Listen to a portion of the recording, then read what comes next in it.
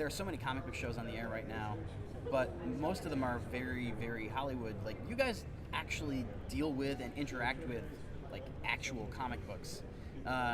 Is that kind of a weird oddity? Because it's like you're the only people who in comic book TV who actually like have ever met an artist. Yeah, that's true. That is not true. Actually, there are guys. I mean, granted, Agent Coulson probably doesn't deal with George Perez on a daily basis. Name me what example. But I happen to know that some of the guys who are actors on the show, they go out to cons and they're very friendly with artists like Jim Steranko and Kevin Eastman. Yeah, so, no one sees that though. Like they don't portray that on TV. No, they don't have that on TV. But I mean, behind the scenes, yes. Yeah. With us, it's we actually go. When Ming and I do cons with Brian sometimes, we're kind of like I don't even want to use the word ambassadors for the comic thing, but I mean we're like that common thread that people can see. That's why we get a lot of hate from people. It's like, you guys have my dream job, you sons of bitches. And it's like, all right, yeah, I get that. Yeah, but we're just a bunch of comic book loving idiots from New Jersey. I mean, that's what it boils down to. And I think it's important to see us with artists on the show and in a widely distributed format, because these are the guys who created all this stuff that everyone's coming to see at the con. Exactly. The reason why you guys are sitting here is because of a couple of Jewish kids from Cleveland came up with an idea that hit big, and then inspired a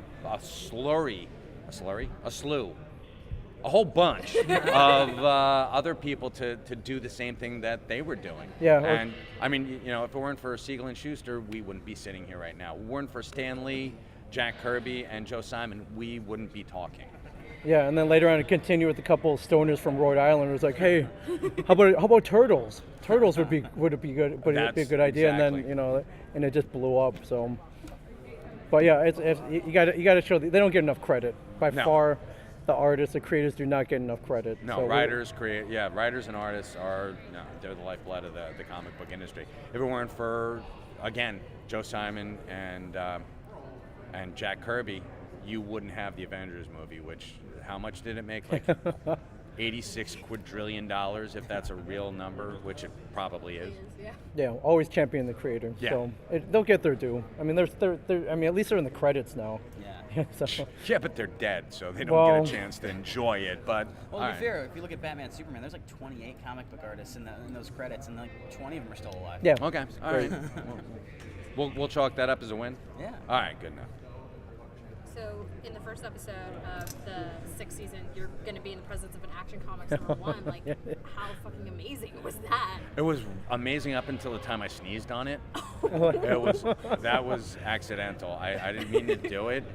But he was cool about it. He's like, "It's got your spit on it, so that's all right." It's pretty crazy. I mean, the Conga started it all. Oh, yeah. And not only that, it's probably worth more money than I'll ever make in this lifetime. Probably. I mean, it's and that's weird. Including him selling like body parts. Yeah. So. It's a weird juxtaposition. And on the one hand, you have this amazing story that started everything. It's the reason why we're all of us are sitting in this huge building. And I just want to point out one thing. Ming has been waiting 6 seasons to say the word juxtaposition. So, Yeah. Again, win. Yeah, I learned that in the Princeton Review, and I never got to use it. So Isn't it one of the title cards in Clerks now? It is, yes. Yeah, it is, but he's not allowed to say it, legal reasons. That was Kevin. But I mean, that's something. I've never seen one in person. I heard the last time. I'd heard there was a party in San Diego, and they had it behind bulletproof glass with the lasers, and there was like armed guards. So like that's. It was kind of hilarious because they had Zack Snyder come out and take a picture with it, but like they wouldn't let him touch it. Yeah. So it's like Zack Snyder sitting there like this around the bulletproof glass. Right. Well, guess what? We touched the freaking thing. So suck on that, Zack Snyder.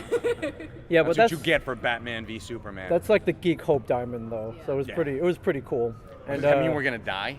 We're not gonna die. All right, because that's got a bad reputation around it, Hope Diamond. And even cooler than that, Steve Jeppe, who owns that copy in his museum, like he's just like, it's mine. Like he'll take it out. Yeah, and he was like juggling it. He was like tossing it from hand to hand. Yeah, he was eating chocolate and potato chips and like just touching filled out the hey kids want to sell grit. he did that. He put that out and he clipped it out and sent it. I've seen people with lesser valuable kidding. comics like put on white gloves, like put it like go to a clean room, and he's just like like let's slip big it. deal. And he's just like, I bought it, it's mine, so I can do whatever I want with Yeah. it. It's that guy's pretty awesome. That must be nice to have like $40 million in your pocket to just whip out and I'll buy another one. Yeah, but he got us, and we got Mm-hmm. him. Like he could be like the sixth comic book man, I think, if he ever wanted to. Yeah, he understood where we were coming from. So Yeah, thank goodness. yeah, at least one person does. So. What's up, guys? Autumn Kelly from iDigital Times. I overheard Kevin saying the show wasn't his idea. So how'd that happen then? They actually went to Kevin. It was Charlie from Original Media and AMC came to. Actually, AMC went to Original Media. Original Media went to Kevin and said, "Hey, do you have any ideas? We've got The Walking Dead. We want to keep these fans around when they're not, And Kevin just said, "Why not do a competition of who's like the nerdiest comic book staff in the country?" And they said, "That sounds like a great idea." He's like, "Here's our, we have a comic book shop. You can use it, do a sizzle reel. And, this way it doesn't cost you any money. And, you can pitch it to AMC." Well, Brian Johnson and Walt Flanagan do a podcast called Tell 'em Steve Dave with Brian Quinn from Impractical Jokers. They, Kevin said, "Oh, by the way, listen to this podcast. We could, form it around like a podcast kind of thing." And so they listened to the podcast. Like, we're not going to go searching for it. These are the guys. It was Brian and Walt and Q. But Quinn got signed on for Impractical Jokers on a separate cable channel, which we cannot name. And so Ming and I we were already there, so why not film us too? So they did. Yeah, you're right in one respect. I mean, basically, Kevin was like, "Why don't you just rip off Pawn Stars and put comics and toys in it, and just make it better?" So I think we one up them. I think so too. Yeah, Really? morally You like and us better than Pawn Stars? I actually do. Yeah, Really? I really That's- do. morally, Mike's not cooking meth and hitting hookers. I stopped cooking meth as soon And- as I did that whole disclosure thing And with AMC. It was quality-wise, I good, think yeah. we've done one better. So And yes, I have perfected my meth recipe. So Sounds good. Thanks, man. What's it been like for you guys to see the change in the shop? Because I went there, I don't know, 15 years ago, and it looks so much different. So what's it been like to watch it kind of change and evolve? And the evolution of the store, Mike. I'm there every day, so it's not like I see it every day. I see pictures from like when I first started working there, and it's like, holy crap! It's like, wow, we were. It was amateur hour. We were doing like the hand signs. Walt was not really amateurish because Walt's a professional artist, so he'd make the signs nice, but it was hand-drawn signs. Not amateur. They're still old school. Store's very Old much school, very yeah. old school. It was very spit and baling wire back in the It was actually back when the shop was over on Mama Street. We moved, moving on up. But back in the day, they would use that netting that you catch lots of fish with, and put action figures on there with hooks or ornament holders, and it was very old school. Like, you pay $10 and you got everything you need for the next 5 years. Yeah, I think the only major change is they built that counter for the show. It's kind of right in the middle of the store. And then if you watch the show, it's very well lit, which is rented for the for the production. It's still dank when in you there. go in there, Go it's, to dank mode, your stereotypical comic store, little dimmer. So it's a little. And we like it that way because no one wants to be Yeah, natural but, light on a geek. No way. As far as No way. the guys working there, I don't think we've changed all that much though. No. We're still retail oriented and like. I'm gonna try to upsell you coming to my store. I'm gonna try to upsell you. Yeah, still trying to sell books though. Yeah. That's the main goal. Okay, I guess obviously Kevin Smith has been doing a lot of different other TV shows. Would you guys like to direct or write any other stuff outside of Comic Book Man coming up? You ever thought making your own show? Mike's a trained chef. You ever think about doing like a cooking show? I think that's a great Aside from idea. meth? Aside Yeah. from that, man. Yeah, they already did that. Yeah, I know. AMC is just cornering the market on all the really good cooking shows. To be honest with you, there's keep tuned. There are a couple things in the works. Somebody came up to me and pitched something to me the other day, and it might happen. So, I mean, I can't be any more vague than that, can I? That's pretty vague. I don't know. I'm being very vague. Crystal meth, I think you're pretty much okay. Excellent. All right. Yeah, I think if I weren't doing this, I'd like to travel the world and eat, get drunk, and drink coffee and get paid for it. Basically, what Anthony Bourdain's doing right now.